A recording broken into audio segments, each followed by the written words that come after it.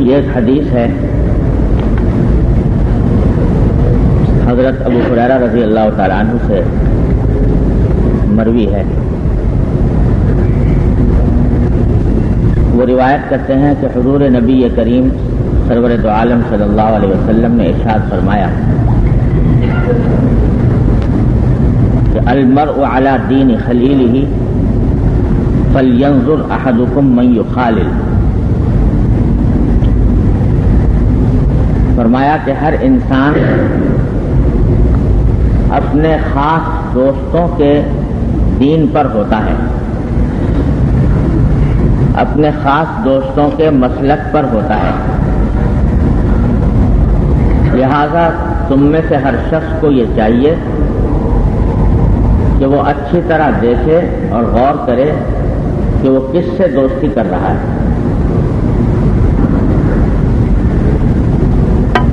یہ ہے حدیث نبی کریم سرور دو عالم صلی اللہ علیہ وسلم کی، اور اس میں پہلے تو ایک تجربے کی بات، واقعے کی بات بتائی گئی ہے کہ انسان اپنے دوستوں کے دین پر ہوتا ہے. اس کے دو معنی ہیں. ایک مطلب تو اس کا یہ ہے کہ انسان اپنے دوستوں سے پہچانا جاتا ہے. جس قسم کے اس کے دوست ہوں گے، جن کے ساتھ اس کا رات دن اٹھنا بیٹھنا ہوگا، تو وہ آدمی انہی کا ایک حصہ سمجھا جائے گا، انہی جیسا سمجھا جائے گا. اگر اٹھنا بیٹھنا نیک لوگوں کے ساتھ ہے، دیندار لوگوں کے ساتھ ہے، اللہ کا خوف رکھنے والوں کے ساتھ ہے، اور دن رات ان کے ساتھ اٹھتا بیٹھتا ہے، ان کے ساتھ دوستیاں کی ہوئی ہیں، تو دوسرے آدمی دیکھنے والے بھی یہ سمجھیں گے کہ یہ آدمی دیندار ہے. اور اگر اس کا اٹھنا بیٹھنا ہے بے فکر، غافل اور اللہ بچائے گناہوں میں مبتلا لوگوں کے ساتھ، فاسق و فاجر لوگوں کے ساتھ،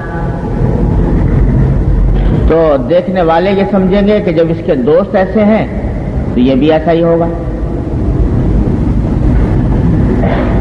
تو انسان اپنے دوستوں کے دین پر ہوتا ہے کہ ایک معنی یہ ہے کہ دیکھنے والا آدمی کے کردار کا، اس کے اخلاق کا، اس کی زندگی کے طریقے کا اندازہ لگاتا ہے اس کے دوستوں سے، اس کی صحبت سے، کس قسم کی صحبت اس نے اختیار کی ہوئی ہے.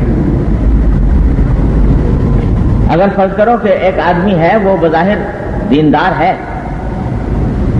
لیکن دن رات اٹھتا بیٹھتا ہے ایسے بے فکر، غافل، فاسق قسم کے لوگوں کے ساتھ، تو دیکھنے والا یہ سمجھے گا کہ اگرچہ یہ ظاہر میں تو نظر آ رہا ہے نیک اور دیندار، لیکن حقیقت میں اس کی اندرونی کیفیت جو ہے یہ ان لوگوں کے ساتھ ملتی ہے. ایک معنی تو اس کے یہ ہے. دوسرے معنی اس کے یہ ہے کہ جب آدمی جس قسم کے لوگوں کے ساتھ زیادہ اٹھتا بیٹھتا اور ان کے ساتھ تعلقات قائم کرتا ہے، تو رفتہ رفتہ ان کا رنگ اس کے اوپر بھی چڑھتا ہے، اور بالآخر یہ بھی ان جیسا ہونے لگتا ہے. چاہے شروع میں نہ ہو، لیکن جب دن رات اٹھتا بیٹھتا رہے گا، انہی کی باتیں سنے گا، انہی کی محفلوں میں بیٹھے گا، انہی کے ساتھ کھائے پیے گا، تو رفتہ رفتہ ان کے انداز فکر کا، ان کے انداز عمل کا رنگ اس کے اوپر بھی چڑھتا جائے گا. تو یہ دو مطلب ہیں. انسان اپنے دوست کے دین پر ہوتا ہے، یعنی دیکھنے والا سمجھتا ہے کہ یہ اس کا مسلک بھی وہی ہے، اور دوسرے یہ کہ رفتہ رفتہ یہ بھی انہی کا رنگ اختیار کرنے لگتا ہے. لہذا فرمایا کہ فَلْيَنْظُرْ أَحَدُكُمْ مَنْ يُخَالِلُ، تو آدمی کا دوستی کا انتخاب کرتے وقت، دوست کا انتخاب کرتے وقت اچھی طرح چھان پھٹک لو احتیاط سے کام لو کہ میں کس کے ساتھ دوستی کرنے جا رہا ہوں، کیونکہ بالآخر میرا شمار اسی کے ساتھ ہوگا اور کچھ بعید نہیں کہ اسی کے رنگ میں بھی رنگا جاؤں، اس لیے اچھی طرح دیکھ لو۔ اس حدیث میں حضور نبی کریم سرور عالم صلی اللہ علیہ وسلم نے ہمیں جو ایک بات کی تلقین فرمائی ہے وہ ہے اپنی صحبت کو درست کرنا،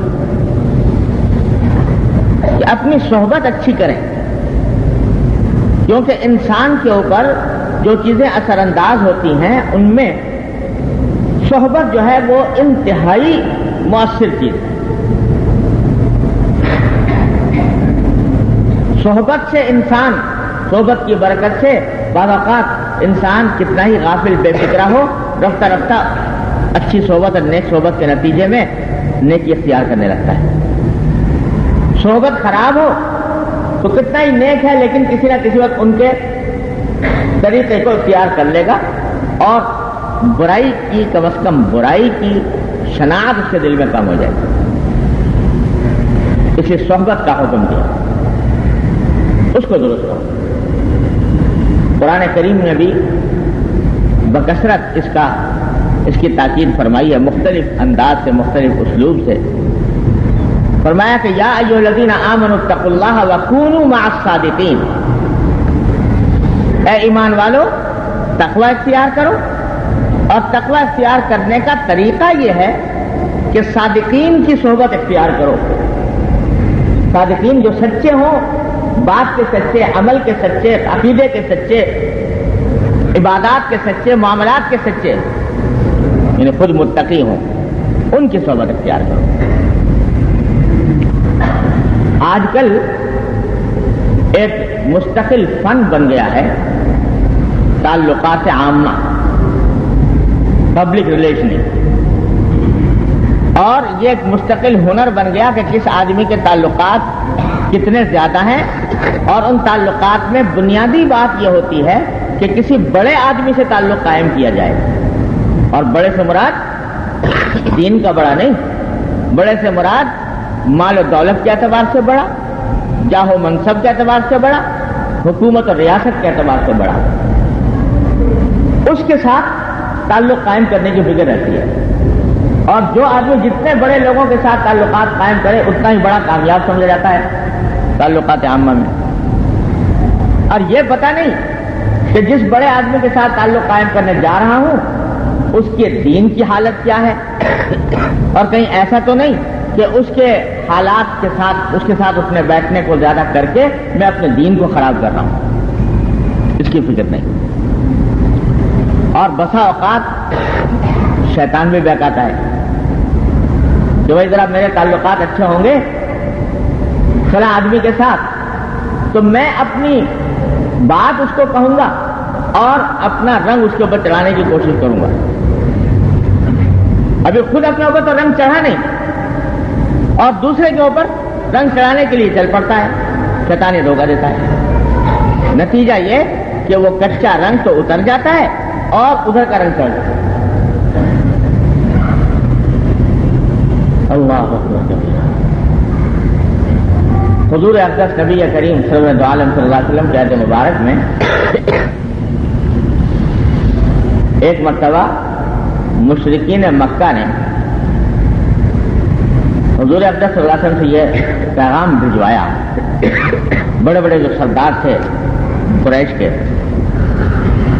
بڑے جاہ و منصب والے، عزت والے، انہوں نے پیغام بھجوایا کہ کبھی کبھی ہمارا دل میں آتا ہے کہ ہم آ کر آپ کی بات سنیں، دیکھیں تو صحیح کہ آپ کیا کہتے ہیں، ہو سکتا ہے کہ بات ہماری سمجھ میں آ جائے، اور سمجھ میں آ گئی تو قبول بھی کر لیں گے، لیکن جس وجہ سے ہم آپ کے پاس نہیں آتے اس کی وجہ یہ ہے کہ آپ کے ارد گرد جو لوگ رہتے ہیں وہ بڑے تھرڈ کلاس قسم کے ہیں، غریب غربا، مسکین قسم کے لوگ، جن کے کپڑے بھی بعض اوقات میلے اور پھٹے ہوئے، جو بوریوں پر بیٹھنے والے، جن کی دنیا کے اندر کوئی قدر و منزلت نہیں، ایسے لوگ تیسرے درجے کے لوگ آپ کے ارد گرد جمع رہتے ہیں. اب ہم اگر آ کر آپ کی مجلس میں بیٹھیں تو یہ ہماری شان کے خلاف ہے. ایسے لوگوں کے ساتھ آ کے بیٹھیں.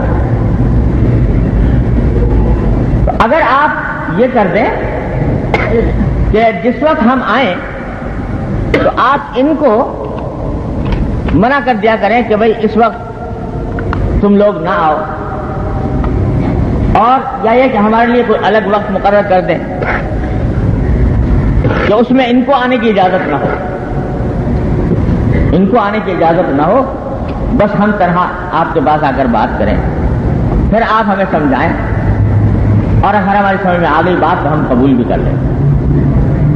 یہ پیشکش کی مشرکین مکہ کے سرداروں نے حضور اقدس صلی اللہ علیہ وسلم. اللہ. اب حضور اقدس صلی اللہ علیہ وسلم کے سامنے ایک کشمکش آئی. کشمکش یہ کہ ایک طرف یہ بات گوارا نہیں کہ یہ پکے سچے مسلمان جنہوں نے اپنی کشتیاں جلا کر میرا ساتھ دیا ہے، اور جن لوگوں نے محض اللہ کی خاطر وہ میری مجلس کے اندر آتے ہیں، میرے پاس آتے ہیں، ان کو یہاں سے ہٹا دیا جائے یا ان کو منع کر دیا جائے کہ آپ نہ آئیں یہاں پر. یہ بات بھی گوارا نہیں. دوسری طرف نبی کریم صلی اللہ علیہ وسلم کی شفقت امت کے اوپر ایسی ہے کہ آپ چاہتے ہیں کہ جس کسی کو بھی کھینچ کر جہنم سے نکال لوں اور جنت کے راستے پر لگا دوں تو غنیمت ہے. اور یہ خیال بھی آتا ہوگا شاید کہ ہو سکتا ہے کہ یہ لوگ اس وقت تو آئیں اور کہہ رہے ہیں کہ آپ بات سنیں گے اور مانیں گے، تو ہو سکتا ہے اللہ تبارک و تعالیٰ ان کے دل میں بات ڈال دے اور ایمان ان کے دل میں گھر کر جائے، تو کل کو ان کا یہ مطالبہ بھی خود بخود ختم ہو جائے گا. اگر ایمان دل میں بیٹھ گیا، راسخ ہو گیا، تو پھر یہ مطالبہ بھی خود بخود ختم ہو جائے گا. پھر یہ جو ان کے دماغ میں تکبر ہے کہ غریبوں کے ساتھ نہیں بیٹھ سکتے، وہ بھی ختم ہو جائے گا. لہذا اگر ایک دو مرتبہ ایسا کر لیں تو شاید کوئی حرج نہ ہو. یہ خیال بھی آ گیا ہوگا. بہرحال کشمکش. اس موقع پر آیات نازل ہوئی قرآن کریم. یہ سورہ کہف کی آیات. فرمایا وَاصْبِرْ نَفْسَكَ مَعَ الَّذِينَ يَدْعُونَ رَبَّهُمْ بِالْغَدَاةِ وَالْعَشِيِّ يُرِيدُونَ وَجْهَهُ وَلَا تَعْدُ عَيْنَاكَ عَنْهُمْ تُرِيدُ زِينَةَ الْحَيَاةِ الدُّنْيَا وَلَا تُطِعْ مَنْ أَغْفَلْنَا قَلْبَهُ عَنْ ذِكْرِنَا وَاتَّبَعَ هَوَاهُ وَكَانَ أَمْرُهُ فُرُطًا. فرمایا اللہ تبارک و تعالیٰ کہ وَاصْبِرْ نَفْسَكَ مَعَ الَّذِينَ يَدْعُونَ رَبَّهُمْ، اپنے آپ کو باندھ کر رکھیے. لفظ استعمال فرمائے اپنے آپ کو باندھ کر رکھیے ان لوگوں کے ساتھ جو اپنے پروردگار کو پکارتے ہیں صبح اور شام. جو لوگ صبح اور شام اللہ جل جلالہ کی طرف متوجہ ہیں، اللہ کا ذکر کرتے ہیں، اللہ کو پکارتے ہیں، ان کے ساتھ اپنے آپ کو باندھ کر رکھیے. یریدون وجہہ، جو اس پکارنے سے صرف اللہ کی رضامندی چاہتے ہیں. ولا تعد عیناک عنہم، اور ایسا نہ ہو کہ آپ کی آنکھیں ان سے متجاوز ہو جائیں، ان کو چھوڑ کر کسی اور طرف نگاہ ڈالنے لگے. ترید زینت الحیات الدنیا، جس کے نتیجے میں آپ دنیاوی زندگی کی ظاہری زیب و زینت کی طرف متوجہ ہو جائیں. یہ لوگ زیب و زینت والے لوگ ہیں اور یہ آ جائیں گے تو اس سے اسلام کا نفع ہوگا یا فائدہ ہوگا. ترید زینت الحیات الدنیا، ہرگز مت کیجیے ایسا. ولا تطع من اغفلنا قلبه عن ذکرنا، اور بات نہ مانیے اس شخص کی یا ان لوگوں کی جن کے قلب کو ہم نے اپنے ذکر سے غافل بنا دیا، جن کا دل ہماری یاد سے، ہمارے ذکر سے، ہماری اطاعت سے غافل ہے. ان کی اطاعت نہ کیجیے، ان کی بات نہ مانیے. واتبع ہواہ، یہ تو وہ لوگ ہیں جو خواہشات نفسانی کے پیچھے پڑے ہوئے ہیں، لگ گئے. وکان امرہ فرطا، اور جس کا معاملہ حد سے تجاوز کیے ہوئے ہے، ایسے لوگوں کی باتوں میں نہ آئیے. ایک طرف منع فرما دیا, ان کا یہ مطالبہ ماننے کے لائق نہیں. اگر واقعی طالب حق ہے, اگر واقعی حق کے طلبگار ہیں تو آئیں, بغیر شرط کے آئیں, غیر مشروط طور پر آئیں. یہ شرطیں لگا کر آنا کہ پہلے فلاں کو ہٹا دو, فلاں کو ہٹا دو, یہ طلب کی علامت نہیں. اور جب طلب نہیں تو طلب کے بغیر بات جو کہی جاتی ہے وہ مؤثر اور مفید نہیں ہوتی جب تک انسان کے دل میں ایک مرتبہ طلب نہ پیدا ہو, حق کی طلب نہ پیدا ہو. اور یہ جو شرطیں لگا رہے ہیں, نخرے کر رہے ہیں, یہ علامت اس بات کی ہے کہ طلب دل میں موجود ہے. اگر طلب ہوتی تو یہ نخرے نہ لگاتے. اسلام بے نیاز ہے اس بات سے کہ کوئی اسے مانے یا نہ مانے, کوئی اس کے پاس آئے کہ نہ آئے. حق اس بات سے بے نیاز ہے. کسی کو 100 مرتبہ اپنی زندگی اور آخرت درست کرنے کی فکر ہو تو غیر مشروط طور پر آ جائے, اور کوئی شخص اگر بے فکر ہے تو اللہ تعالیٰ اس سے زیادہ بے فکر ہے. اس واسطے منع کر دیا. حالانکہ بظاہر ایک حکمت نظر آتی تھی, نہیں کچھ مجھ جیسا مولوی ہوتا تو تعویل کر لیتا کہ بھائی چلو ایک مرتبہ ہی تو ہے نا, یہ بے تکلف لوگ ہیں, ان سے کہتے ہیں بھائی ذرا ہٹ جاؤ. اور یہ لوگ ہیں ذرا بااثر قسم کے لوگ ہیں, ایک مرتبہ آ کر بات سن لیں, ہو سکتا ہے مان جائے. منع فرما دیا اللہ تبارک و تعالیٰ. اور منع فرمانے کے ساتھ جو لفظ استعمال فرمایا وہ میں اصل میں سنانا چاہتا تھا, وہ یہ کہ اپنے آپ کو باندھ کر رکھو ان لوگوں کے ساتھ جو اللہ کو یاد کرتے ہیں صبح اور شام اور اللہ کی رضا. کس کو حکم دیا جا رہا ہے؟ یہ نبی کریم سرور عالم صلی اللہ علیہ وسلم.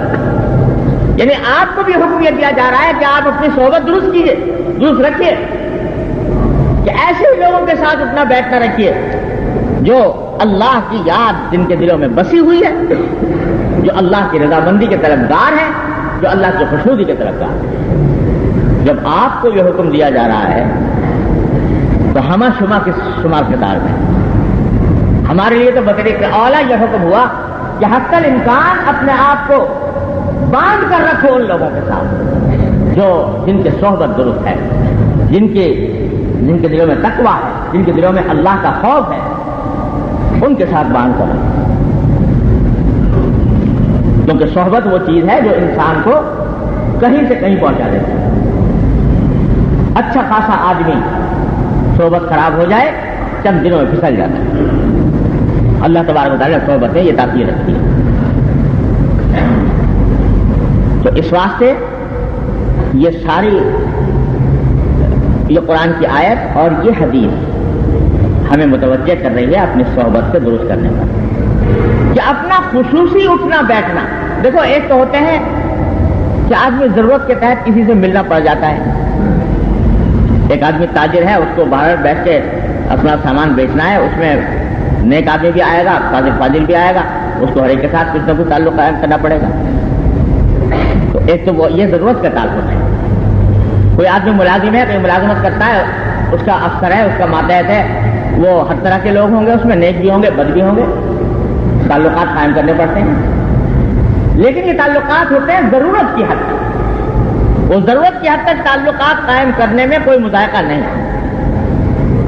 لیکن ایک ہے خصوصی تعلق دوستی کا, اٹھنے بیٹھنے کا, جو وہ ہم نوالا ہم پیالہ بنے ہوئے ہیں, ان کے ساتھ نشستیں ہو رہی ہیں, ان کے ساتھ گفتگو ہو رہی ہے, ان کے ساتھ علاوہ ضرورت کے اوقات کے بھی ملنا جلنا ہو رہا ہے. وہ ہمارے گھر آ رہے ہیں, ہم ان کے گھر جا رہے ہیں. تو یہ تعلقات جو ہیں یہ خصوصی تعلقات, ان کے بارے میں کہا جا رہا ہے کہ یہ تعلقات ہونے چاہیے ایسے لوگوں کے ساتھ جن کے دل میں اللہ کے دین کی فکر ہے. اور دیکھو کوتاہیاں غلطیاں تو کس سے نہیں ہوتی. ہم میں سے کون ہے جو گناہوں سے غلطیوں سے مبرہ ہے؟ لیکن اصل بات جو دیکھنے کی ہے صحبت کے معاملے میں, یاد رکھیے, میں اپنے بزرگوں کی بات بتا رہا ہوں کہ اصل بات دیکھنے کی یہ ہے کہ آدمی کے دل میں دین کی عظمت، محبت، اس کی فکر ہے کہ نہیں. فکر بڑی نعمت ہے کہ دل میں ایک فکر ہے، ایک خلش ہے کہ بھائی مجھے دین پر چلنا ہے، دین کے راستے پر چلنا ہے اور مجھے اپنی اصلاح کرنی ہے. اگر کبھی غلطی ہوتی ہے تو اس پر ندامت محسوس کرتا ہے. یہ فکر ہے دل میں. اور ایک ہے غفلت، العیاذ باللہ، بڑی بلا ہے غفلت، کہ بے فکری سے زندگی گزار رہا ہے، حلال و حرام کی پرواہ نہیں ہے، حرام کام کر رہا ہے اور اس کے بارے میں کبھی حاشیہ خیال میں اس کے بارے میں کوئی ندامت پیدا نہیں ہوتی. جیسے حدیث میں آتا ہے کہ مومن کا حال یہ ہے کہ اگر کبھی اس سے غلطی ہو جائے، گناہ ہو جائے، تو اس کے دل میں پہاڑ کھڑے ہو جاتے ہیں صدمے کے، کہ ایک ذرا سا غفلت ہو گئی یا گناہ ہو گیا تو دل میں صدمہ ہو رہا ہے، جب پہاڑ کھڑے ہو جاتے. حدیث میں لفظ یہ ہے اس کے دل میں وہ پہاڑ کھڑے ہو جاتے ہیں. مولانا رومی اس کو فرماتے ہیں کہ گرد باغے دل خلالے کمبوت، بر دلے سالک ہزاراں کمبوت. گرد باغے دل خلالے کمبوت، دل کے باغ میں سے اگر ایک تنکا بھی کم ہو جائے، دل کا جو باغ ہے جو اللہ تبارک و تعالیٰ کی یاد سے آباد کیا ہے، اللہ تعالیٰ کے ذکر کے پودے اس میں اگائے ہیں، اس میں اگر ذرا سا تنکا بھی کم ہو جائے تو سالک کے دل پر ہزاراں غم ہوتے ہیں.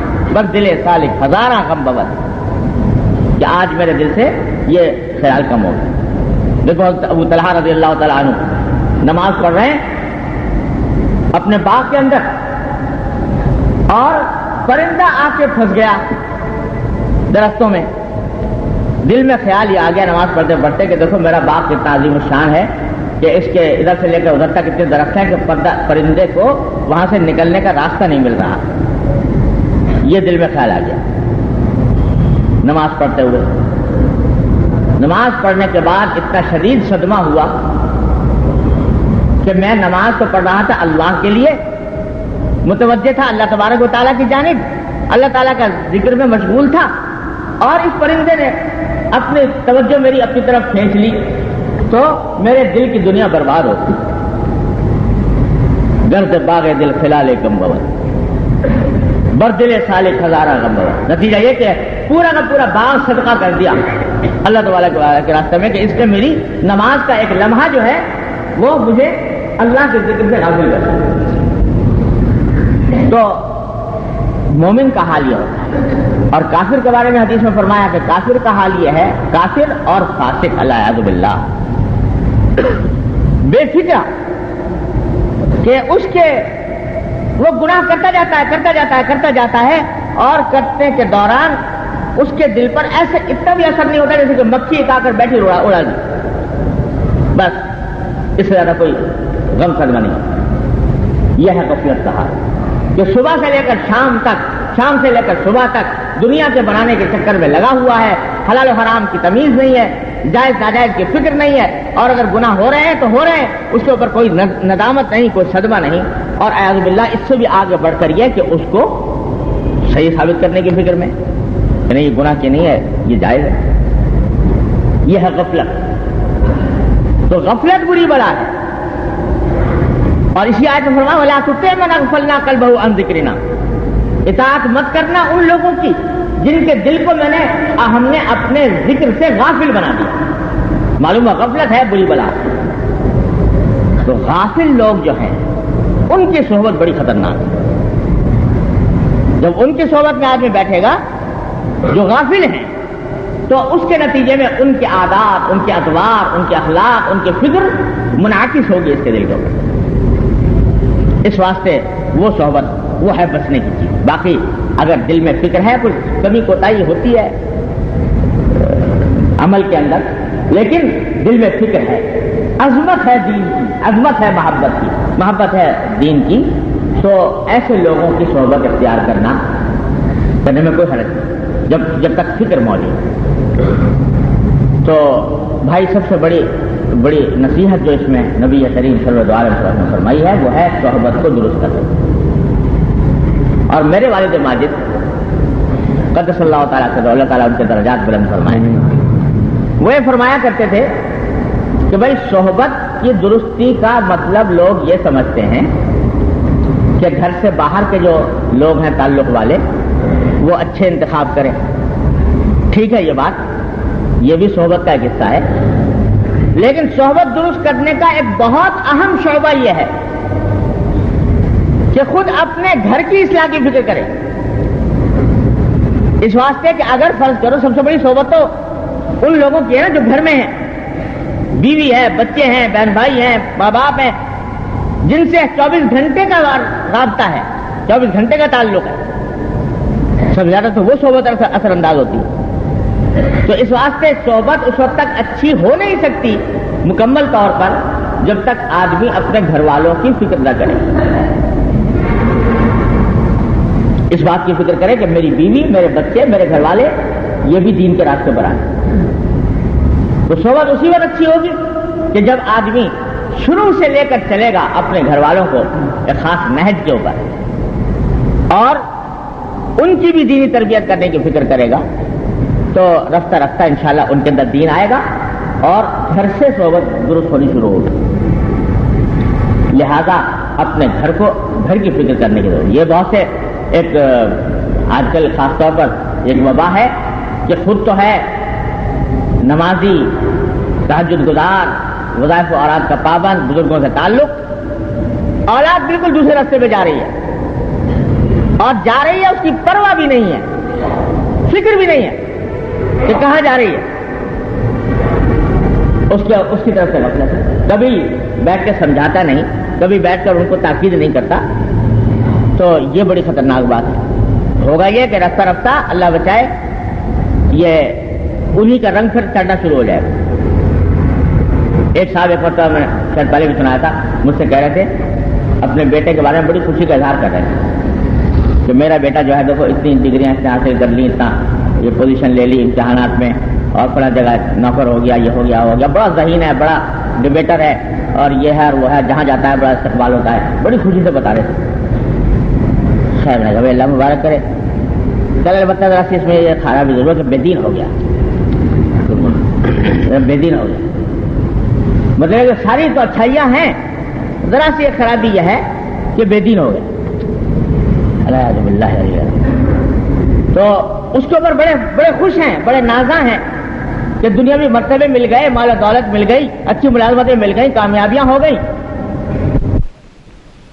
کسی حکیم صاحب تھے، وہ گھر میں کسی کا ہو گیا انتقال، لوگوں کو پتہ نہیں چل رہا تھا کہ واقعی موت واقع ہوئی کہ نہیں ہوئی.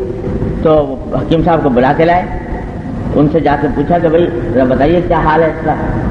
تو انہیں معائنہ کرنے کے بعد بتایا کہ بھائی یہ تو بالکل ٹھیک ٹھاک ہے، اس کی آنکھیں بھی صحیح، اس کی کان بھی صحیح، اس کی ناک بھی صحیح، اس کے ہاتھ بھی صحیح، اس کے پاؤں بھی صحیح، سبھی کچھ صحیح ہے، بس ذرا سی روح نکل گئی. تو میں نے کہا بس یہ معاملہ ہے کہ صاحب ویسے تو بڑا ذہین ہے اور ذکی ہے اور امتحان میں بھی کامیابیاں اور ڈگریاں بھی حاصل ہیں اور سب کچھ ہے، ذرا سا بے دین ہو. خود تہجد گزار تھا، مجھے معلوم تہجد گزار تھا. تو اب یہ کہ آدمی کو یہ احساس نہیں کہ اولاد جو غلط راستے پر جا رہی ہے اس کی فکر نہیں، اس میں خوش ہے کہ وہ ڈگریاں مل رہی ہیں اور ملازمتیں مل رہی ہیں اور کاروبار چل رہا ہے. جب تک انسان اپنے گھر کو درست کرنے کی فکر نہ کرے اس وقت تک صحبت اس کی صحیح ہو نہیں سکتی. میرے والد ماجد کو سلا کر ایک بات یہ فرمائی. دوسری بات یہ فرمائی کہ دوسرا جو ایک بڑا اہم مسئلہ ہوتا ہے جس سے کہ صحبت پر اثر پڑتا ہے وہ ہے شادی بیاہ. شادی بیاہ کہ رشتہ کرتے وقت اس بات کا لحاظ نہیں کہ جہاں رشتہ کیا جا رہا ہے اس میں کوئی دین ہے کہ نہیں. سب کچھ دیکھا جا رہا ہے، لڑکا برسر روزگار ہے کہ نہیں، خوب کماتا ہے کہ نہیں، وغیرہ وغیرہ. اور اس کی فکر نہیں کہ جب لڑکی وہاں پر جائے گی اس ماحول کے اندر جا کر وہ آیا اس کا دین سلامت رہے گا کہ نہیں رہے گا. لڑکی کے انتخاب کے وقت سب کچھ دیکھا جا رہا ہے، اس کی شکل صورت بھی دیکھی جا رہی ہے، اس کا مال دولت بھی دیکھی جا رہی ہے، اس کا حسب نسب بھی دیکھا جا رہا ہے. لیکن یہ فکر نہیں کہ آیا اس کے اندر دین کی بھی کوئی عظمت محبت ہے کہ نہیں. اور وہ یاد رکھو یہ اتنا زبردست مؤثر چیز ہے رشتہ بیاہ، شادی بیاہ، کہ اگر ایک ایسی لڑکی آ گئی گھر میں کہ جو دین سے بے فکر ہے تو شوہر کو خراب کرے گی، اور شوہر کو خراب کرنے کے بعد پورے گھر والوں کو خراب کرے گی. اور اس کے برعکس یہ اپنی لڑکی ایسی جگہ بھیج دی تو اس بیچاری اگر تھی بھی کچھ تھوڑی بہت دیندار تو وہاں جا کر اس کو اپنے دین کا تحفظ کرنا ناممکن ہو جائے گا.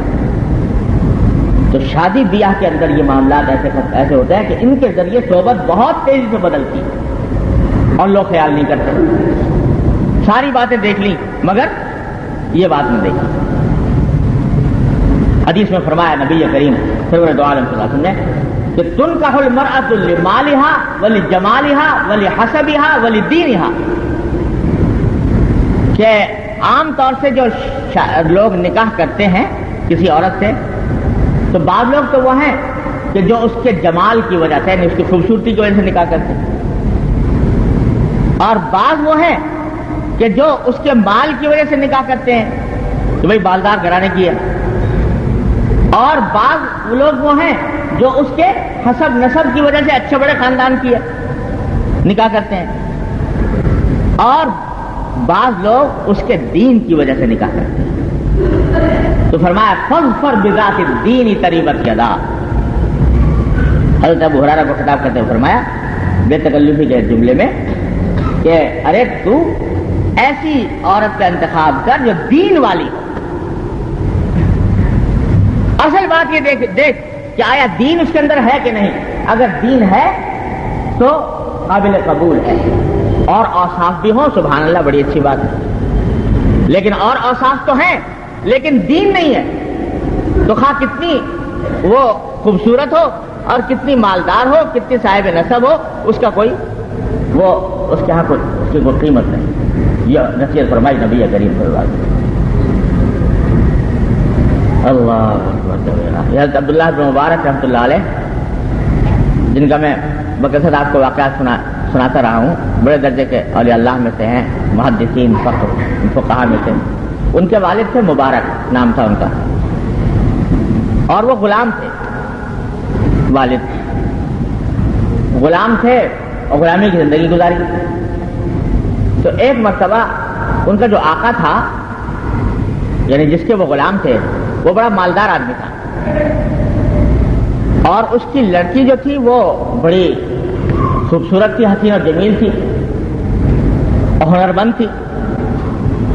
اس کے رشتے بھی آتے تھے بہت سے، لیکن کچھ طبیعت کسی طرف جم نہیں رہی تھی. تو ایک دن ہی مبارک غلام ان کے پاس بیٹھے ہوئے تھے، تو ان سے کہا کہ بھئی رشتے بہت آ رہے ہیں میری لڑکی کے، کیا کروں، کس سے نکاح کروں، کس کا انتخاب کروں. تو مبارک نے کہا کہ حضرت بات یہ ہے کہ جو عیسائی لوگ ہیں وہ تو شادی کرتے وقت دیکھتے ہیں عورت کی خوبصورتی کو. اگر عورت حسین جمیل ہے تو بس اس کو پسند کرتے ہیں، اتنا دیکھ کر بس نکاح کرنے کے تیار ہو جاتے ہیں. اور جو یہودی ہیں وہ نکاح کرتے ہیں مال کی وجہ سے، کہ عورت اگر جتنی مالدار ہوتے ہیں ان کی رغبت اس عورت کی طرف زیادہ ہوتی ہے، تو اس سے نکاح کرتے ہیں. اور جو مشرکین مکہ ہیں، یعنی ہمارے عرب کے کفار، وہ نکاح کرتے ہیں حسب نسب کی وجہ سے، کہ کوئی جتنا خاندان اونچا ہوگا اتنا ہی وہ عورت کو زیادہ پسند کریں گے. اور مسلمان جو ہے اس کا کام یہ ہے کہ وہ بنیادی چیز دیکھے کہ دین کس میں ہے. اور پھر یہ حدیث پر سنائی، بھی سنائی. حضور اکرم صلی اللہ علیہ وسلم نے فرمایا کہ عورت سے نکاح کیا جاتا ہے یا اس کے جمال کی وجہ سے، یا اس کے مال کی وجہ سے، یا اس کے حسب کی وجہ سے. تو مبارک نے اپنی طرف سے یہ بات بتائی کہ حضور اکرم صلی اللہ علیہ وسلم نے تینوں فریقوں کا ذہن میں رکھا ہے کہ نصرانی جمال کی وجہ سے کرتے ہیں، یہودی مال کی وجہ سے کرتے ہیں، اور دوسرے جو بت پرست ہیں وہ حسب نسب کی وجہ سے کرتے ہیں. تو ہمیں تلقین یہ فرمائی ہے کہ ہم دین کو ترجیح دیں. تو اس لیے آپ کوئی ان میں سے یہ دیکھیے کہ جتنے رشتے آ رہے ہیں ان میں سے زیادہ دیندار کون ہے، اس کو انتخاب کیجیے. تو آقا کو یہ بات اتنی پسند آئی اپنے غلام کی، کہا کہ حدیث تو میں نے بھی پڑھی تھی لیکن مجھے پہلے یہ بات اس وضاحت کے ساتھ سمجھ میں نہیں آئی جیسے کہ آج تم نے مجھے بتائی، تو اس واسطے اب تو بس تم ہی مستحق ہو۔ چنانچہ اپنی لڑکی کا نکاح ان کے ساتھ کر دیا، مبارک کے ساتھ، غلام کے ساتھ آزاد کیا، اور آزاد کرنے کے ساتھ ان کا نکاح کر دیا۔ انہی سے یہ عبداللہ بن مبارک رحمۃ اللہ علیہ پیدا ہوا، اتنے بڑے جلیل القدر محدث، فقیہ اور صوفی اور ولی اللہ۔ تو حقیقت یہ ہے کہ اصل چیز دیکھنے کی یہ ہے کہ یہ رشتہ جو ہے، یہ رشتہ محض جسم اور جسم کا رشتہ نہیں ہے، یہ رشتہ جسم اور روح کا رشتہ، اور اس کے نتیجے میں دیکھنے کی بات یہ ہے کہ آیا یہ جہاں رشتہ کرنے جا رہے ہیں وہ آیا آخرت میں بھی ساتھ دے سکے گا کہ نہیں، یا صرف قبر کے کنارے تک ختم ہو جائے گا۔ لوگ لڑکیوں کے نکاح کر دیتے ہیں، ایسی جگہ رشتے کر دیتے ہیں جہاں پتہ ہے کہ شوہر کی آمدنی حرام۔ کیا مانا کہ اس بیچاری کو ایک ایسی جگہ بھیج رہے ہیں کہ جہاں ساری عمر اس کی خوراک کا لقمہ بھی حرام ملے گا، اور پھر جب ان کے ساتھ صحبت ہوتی ہے تو ظاہر ہے کہ یہ رشتہ جو ہوتا ہے یہ کوئی دو آدمیوں کا نہیں ہوتا، دو خاندانوں کا ہوتا ہے۔ تو ان کے ساتھ اٹھنا بیٹھنا بھی ہوتا ہے، ان کے ساتھ ملنا جلنا بھی ہوتا ہے، ان کے ساتھ آنا جانا بھی ہوتا ہے، تو دو خاندانوں کا ہوتا ہے، اور وہ خاندان جب آپس میں ملتے ہیں تو ان کے اثرات ان کے اوپر بھی پڑتے ہیں۔ تو میرے والد ماجد قدس اللہ تعالیٰ صدر ان کے درجات بلند فرمائیں، وہ فرمایا کرتے تھے کہ بھائی صحبت کے معاملے میں یہ دو باتیں ہمیشہ یاد رکھنے کی ہیں۔ ایک تو یہ کہ خود اپنے گھر کو درست کرنے کی فکر کرو، دوسرے شادی بیاہ کے معاملے میں دین کو مقدم رکھو، اور اس کا طریقہ یہ ہے کہ خود میرے والد صاحب نے ہمارے وصیت نامے کے اندر بھی جو ہمارے نام وصیت نامہ لکھا تھا اس میں بھی یہ وصیت فرمائی ہے کہ کوشش یہ کرو کہ شادی اور بیاہ جو ہے وہ آپس میں جو اپنا ایک حلقہ ہے، یا تو عزیز رشتہ دار یا ایسے لوگوں کا حلقہ جو بہرحال دین کی کچھ نہ کچھ فکر رکھتے ہیں، اس حلقے کے اندر تلاش کرو، باہر جانے کی فکر نہ کرو، یہ کوئی باہر جا کر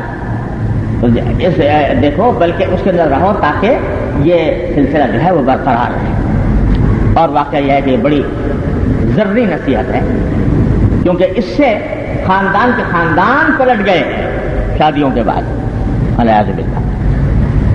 حضور اقدس نبی کریم صلی اللہ علیہ وسلم فرمایا فَلْيَنظُرْ مَنْ يُخَالِلُ، ہر آدمی کو چاہیے کہ وہ دیکھے کہ کس کے ساتھ دوستی کر رہا ہے۔ جب دوستی کرے گا تو رفتہ رفتہ انشاءاللہ اللہ تبارک و تعالیٰ ایسے لوگوں کے ساتھ جب اٹھنا بیٹھنا ہوگا، صحبت درست ہوگی، تو اللہ تبارک و تعالیٰ فضل فرمائیں گے، انشاءاللہ وہ بھی حاصل ہوگا۔ اللہ، اور یہ بعض اوقات خیال آتا ہے، ایک نوجوان نے مجھے خط لکھا امریکہ سے،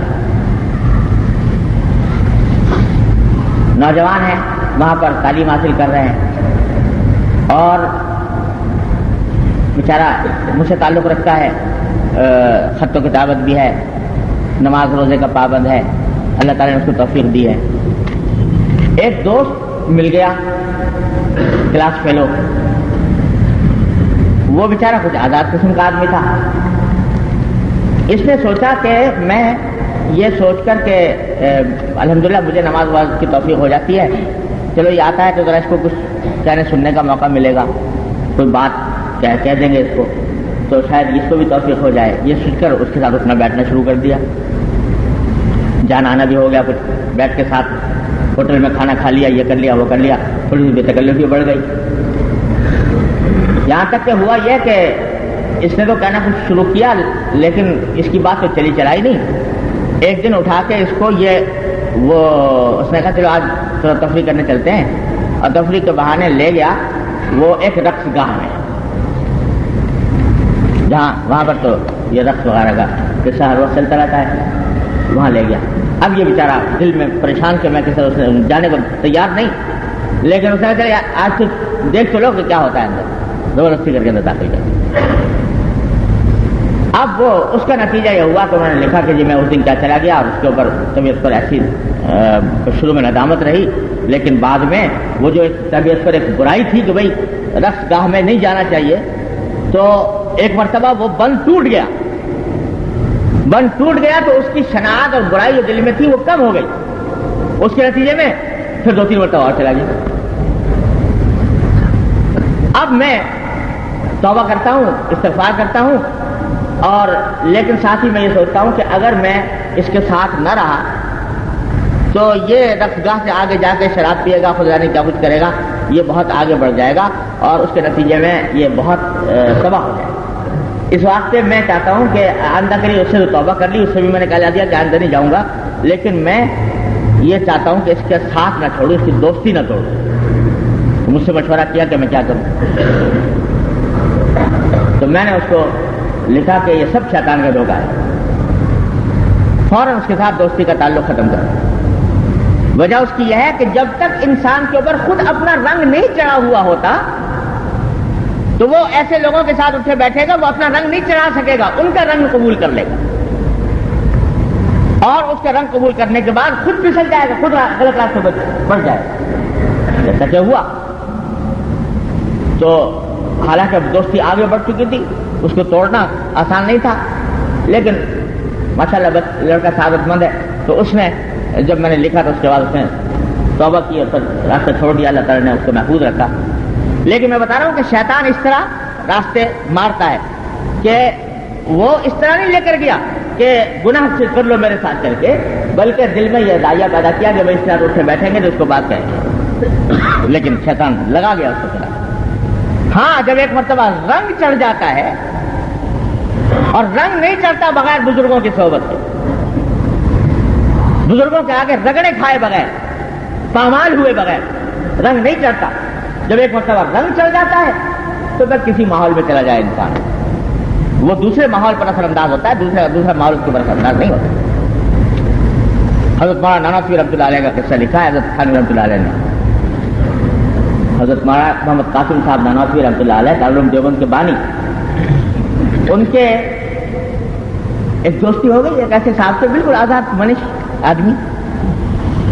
اس زمانے میں یہ داڑھی تو خیر سب رکھتے تھے، لیکن داڑھی چڑھانے کا رواج تھا، یہ داڑھی چڑھانے کا فیشن تھا، ہندو اور سکھوں کا طریقہ تھا، تو وہ مسلمانوں بھی اختیار کر رکھا تھا، علماء اس سے منع کرتے تھے، وہ داڑھی چڑھاتے تھے، ٹخنوں سے نیچے پاجامہ پہنتے تھے، اور نماز روزے کبھی ایسے ہی کبھی پڑھ لی گھنٹے دار، کبھی نہیں پڑھی۔ اور حضرت نانوتوی کے ساتھ، حضرت نانوتوی ان کے ساتھ اٹھنا بیٹھنا آنا جانا یہ وہ سب چلتا رہتا۔ لوگوں نے کہا بھی کہ حضرت کیا کوئی انمل بے جوڑ معاملہ ہے، نہ آپ کا ان سے کوئی جوڑ نظر آتا ہے نہ ان کا آپ سے، مگر چلتے رہے۔ جب سارا سال تک دوستی ہوتی رہی، وہ اپنا طریقہ میں چل رہی ہے، اپنے طریقے میں چل رہی ہے، ان کا اپنا مزاج، ان کا اپنا مزاج، لیکن دوستی چل رہی۔ آخرکار جب کئی سال گزر گئے تو ایک دن حضرت نانوتوی نے فرمایا کہ بھائی میاں، نام مجھے یاد نہیں رہا، میاں فلاں، ایسا کرو کہ آج تم ایسا کرو کہ جو تم اپنا جو یہ سوٹ پہنتے ہو نا، ایک سوٹ ہمیں بھی لا دو۔ کیوں حضرت؟ کہ بھائی دل چاہتا ہے ہمارا تمہیں دوست، تو دوست ہونے چاہیے ایک جیسے، تو اب خیال آتا ہے کہ ہم ہی تمہاری وجہ اختیار کر لیں، ہماری داڑھی چڑھا دو، اور ہمیں ایسا جو لباس تم پہنتے ہو ویسے ہمیں بھی لا دو، تو ہم وہ پہن کے تمہارے جیسے ہو جائیں گے، دونوں دوست ایک جیسے ہو جائیں گے۔ بس وہ لوہا گرم تو ہو چکا تھا، ایک چوٹ لگنی تھی، وہ چوٹ مار دی۔ اس نے کہا حضرت بس اب اور آگے نہ کچھ فرمائیے، اور زیادہ شرمندہ نہ فرمائیے، بس ہو چکا بہت کچھ، انشاءاللہ آج کے بعد انشاءاللہ میری وضع قطع اور میرا جو رنگ ڈھنگ ہے وہ آپ ہی جیسا ہوگا، اور اب اس میں آپ کو منگانے کی ضرورت نہیں۔ وہ دن اور اس کے بعد سے اس نے بالکل بعین ہی حضرت نانوتوی کا طریقہ اختیار کر لیا۔ یہ کب؟ جب رنگ چڑھ چکا، صحبت کے ذریعے حضرت حاجی صاحب رحمۃ اللہ علیہ کی خدمت میں جا کر مدتوں پامال ہوئے، رگڑے کھائے، اب رنگ جب چڑھ گیا تو کسی ماحول میں چلے جاؤ، اپنا ہی رنگ چھوڑیں گے، دوسرے کا رنگ نہیں لیں گے، تو پھر ٹھیک ہے۔ لیکن ابتدا میں جب تک رنگ چڑھا نہیں تو اس وقت یہ شیطان یہ دھوکہ دے کہ صاحب ہم اس لیے جا رہے ہیں تاکہ ان لوگوں کی اصلاح کریں گے، تو حقیقت میں ان کی اصلاح تو ہوتی نہیں، خود اپنے آپ پھسل جاتی ہے۔ یہ بات سمجھنے کی ضرورت ہے۔ تو بھائی اپنا اٹھنا بیٹھنا، بے تکلفی کے تعلقات، اپنے بے تکلفانہ مراسم ایسے لوگوں کے ساتھ رکھنے چاہیے جو اللہ کی یاد رکھنے والے ہوں۔ اللہ تبارک و تعالی ہم سب کو، مجھے آپ کو سب کو اس کی توفیق عطا فرمائے۔ کتنی دیر ہے؟ 5:44 پہ ہے، 8 منٹ ہے۔ تھوڑی سی بات اسی کی حدیث سے متعلق ہے، وہ اور کر لیتے ہیں۔ اللہ تعالیٰ حضرت نے اس کے بارے میں فرمایا، یہ حدیث نقل کرنے کے بعد، کہ اس میں بلیغ احتیاط کی تعلیم ہے پیر بنانے میں، جو سب دوستوں میں اعظم ہے اور دوستی کے تعلق میں سب سے ادوم ہے۔ یعنی جو بات میں نے اب تک ذکر کی اس کا حاصل یہ ہے کہ جو اپنے عام دوستانہ مراسم ہیں اس کو درست کرنے کی فکر کرو، یہ حدیث کا ایک حصہ ہے۔ لیکن اسی جیسے حضرت نے اس بات کو بھی مستنبط فرمایا کہ آدمی جب یہ کسی کو اپنا پیر بنائے، شیخ بنائے، کسی سے اصلاحی تعلق قائم کرے، کسی کا مرید بنے، تو پہلے اس کے بارے میں بہت احتیاط کی ضرورت ہے۔ یہ جو فرمایا فَلْيَنْظُرْ مَنْ يُخَالِلْ، اچھی طرح دیکھ لو کس کو دوست بنا رہے ہو۔ فرمایا سب سے بڑا دوست تو شیخ ہے، کیونکہ اسی کی اتباع کرنی ہے، اسی کے پیچھے چلنا ہے، تو اچھی طرح خوب دیکھ بھال کر انتخاب کرو کس کو شیخ بنا رہے ہیں۔ اس واسطے جب آئندہ ساری زندگی اسی کے مشوروں کے مطابق گزارنی ہے، اس کا رنگ لینے کی کوشش کرنی ہے۔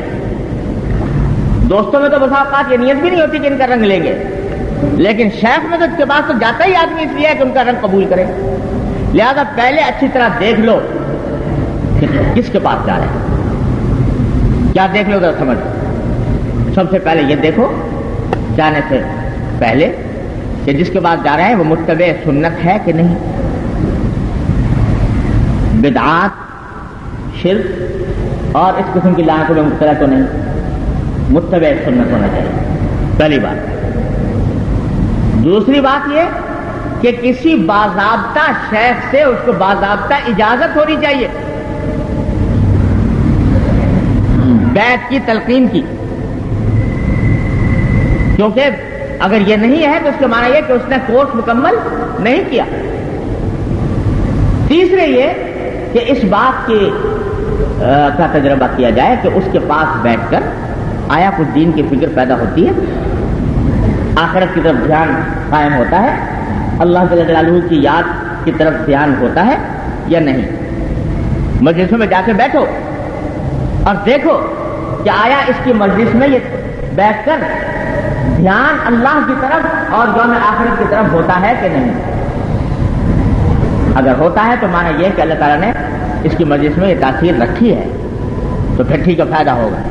لیکن اگر گئے اور جا کر کوئی فرق معلوم نہیں ہوتا، آخرت کی طرف توجہ میں کوئی اضافہ نہیں ہوتا، اللہ کی یاد میں کوئی اضافہ نہیں ہوتا، حضور نبی کریم سرور دو عالم صلی اللہ علیہ وسلم کی محبت میں کوئی اضافہ نہیں ہوتا، تو معلوم ہوا کہ یہ کچھ دنیا دار قسم کا آدمی ہے۔ تو حضرت تھانوی صلی اللہ علیہ وسلم نے یہ 3 معیار بتائے، متبع سنت ہو، نمبر 2 کسی سے باضابطہ اجازت ہو، اور تیسرے یہ کہ اس کے پاس بیٹھ کر، اس کی مجلس میں بیٹھ کر آخرت کی فکر دل میں تازہ ہوتی ہو، آخرت کی طرف دھیان بڑھتا ہو، یہ علامت ہے اس کی قبولیت کی۔ تو ان 3 باتوں کو، پھر چوتھی بات میں اضافہ کرتا ہوں اس کے اوپر، جو میرا اضافہ نہیں ہے، حضرت کی باتوں کا نچوڑ ہے، کہ اس سے استفادہ ممکن ہو۔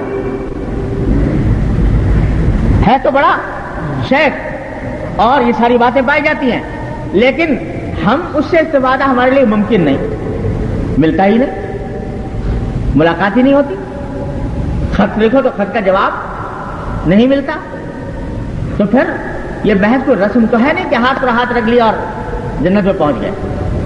یہ تو ایک مرنے جینے کا ساتھ ہے، مرنے جینے کا تعلق ہے، ہر بات میں اس سے رجوع کرنے کی ضرورت ہے ہر بات میں اسے استفادہ کرنے کی ضرورت ہے.